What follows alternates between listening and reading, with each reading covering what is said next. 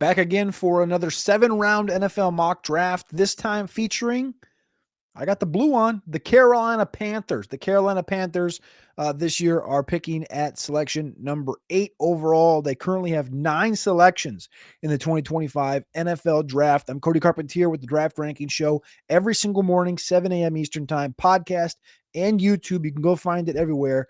Back-to-back days of mocks this week. I got my man Matty Kuhlman on for the Bears. We're doing the Panthers today simply because we're 30 days out from the NFL draft. I can't wait, baby. Let's go. It's gonna be a tight stretch, some might say, down here, getting to the NFL draft in Green Bay. I'm not going to be in Green Bay. I'm going to be in Tampa Bay, enjoying some sunshine and going to a real city where the NFL should host the draft. Anyway, we'll talk about that later. Here is the screen. If you're on YouTube, you can see it right there. Hopefully you can see it anyway. Hopefully it's a little bit bigger than it is not. And you can kind of tell who the selections are. We're picking for the Carolina Panthers, 8th overall this year in the draft. If you look at the team needs for the Carolina Panthers coming in, it's D-line, it's corner, it's edge. I think you could also add center into that conversation. I know they have Austin Corbett right now, but and they spent some money on the offensive line. They're one of the highest paid offensive lines in football. You look at receiver a little bit. They got Adam Thielen back. I love Jalen Coker. I think you need something else, though, with Xavier Legette. It's just too much injury risk with Legette. Quarterback, they obviously got that dialed in with Bryce Young. Running back seems dialed. Brooks is going to be up for the majority of the year. Amani Bailey's on the roster. They just signed Rico Dowdle, the backup. Chuba Hubbard, who got a big contract. I think this draft is going to be a lot of defense. So we'll see what unfolds today. Let's click start.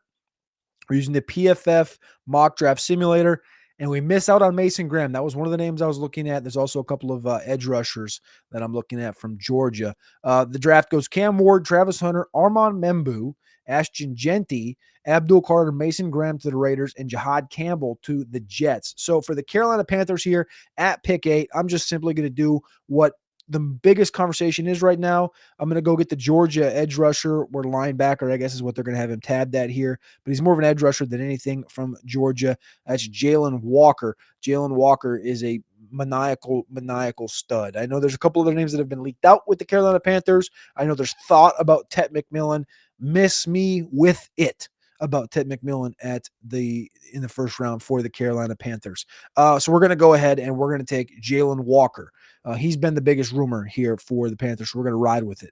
All right, round 2, 57th overall. Carson Schlesinger goes at 56. We have Jack Sawyer at 55, Caleb Johnson at 54. That's the last 3 selections. Again, some of the spots that I was talking about, I was obviously talking about D-line, which we just took an edge rusher, so that does, I mean, it qualifies, but also one of the areas they tried to sign Milton Williams, who's a kind of a multi-tool defensive lineman that can play all over. So we'll look at defensive line here. It looks like Shamar Turner, Joshua Farmer, Jamari Caldwell should get some. He's really low on the PFF tool. That's interesting.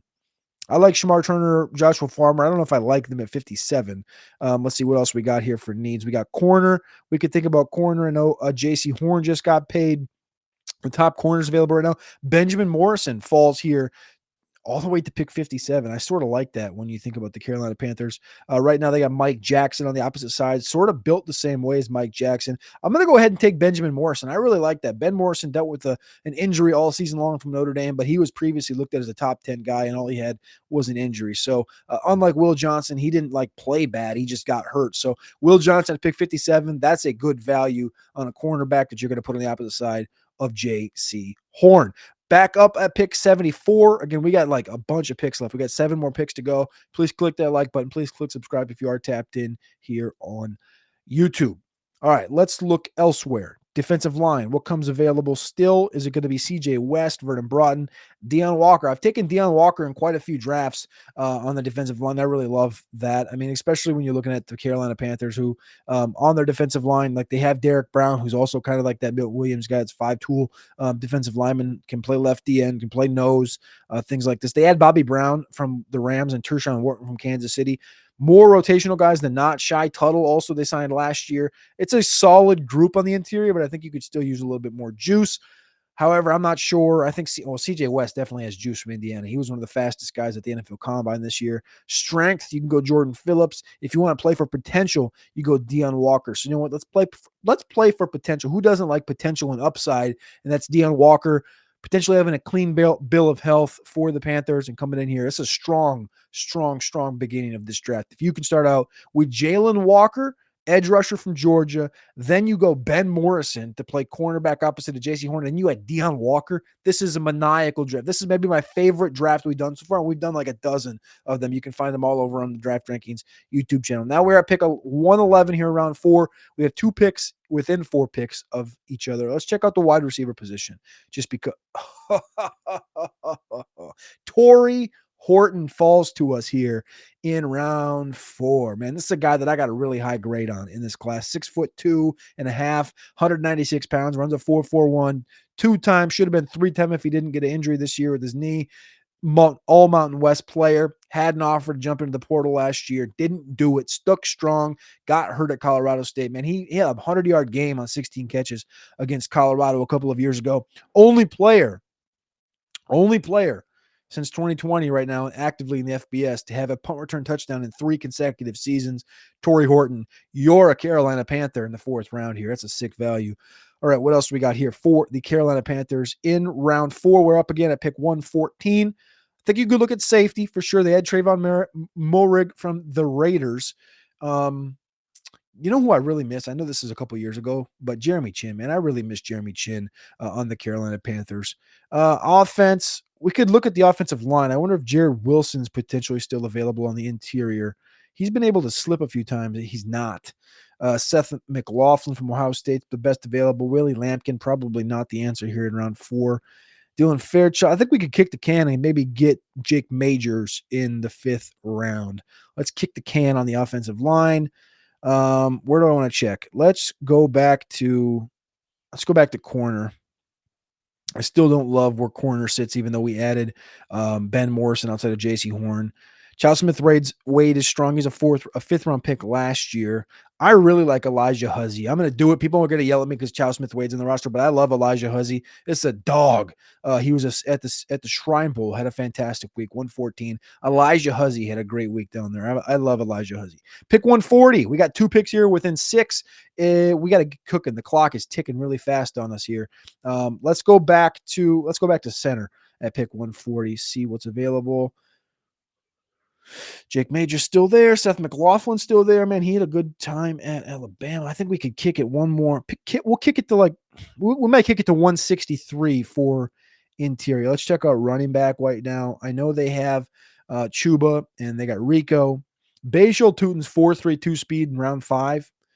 I don't think he's going to be here, but in reality, if you could use this, I mean, he's just up the road in Blacksburg right now, 4.32 for Bashal Tutin, join the Carolina Panthers here in round 5. That's electric next to Chuba Hubbard, who, yeah, he's been a little bit zapped, I would say, the last he's not as fast as he was in college. We'll just leave it at that. All right, let's look at the next position. I want to go back to safety here. I talked about safety before. Upton Stout's a savage. Kitten Crawford performed really well at the Combine. I like R.J. Mickens. He's a former teammate with Andrew Makuba down there. Malachi Moore. I mean, I don't understand, man. Malachi's a good dude. Caleb Ransaw, though, from Tulane really piques my interest here at pick 1. I don't even know where 160. Wait, 163? Is that what we're 146? Sorry, 163 is the next selection. Caleb Ransaw, 6', 196 from Tulane. We got to add a safety to this roster for the Carolina Panthers. We got to get moving. We got 2 picks left here. We got to get out the door. So let's go center here at pick 163. McLaughlin's available. Jake Majors is available. I'm going to go with Jake Majors, the number 2 center for me in this class behind Jared Wilson from Georgia.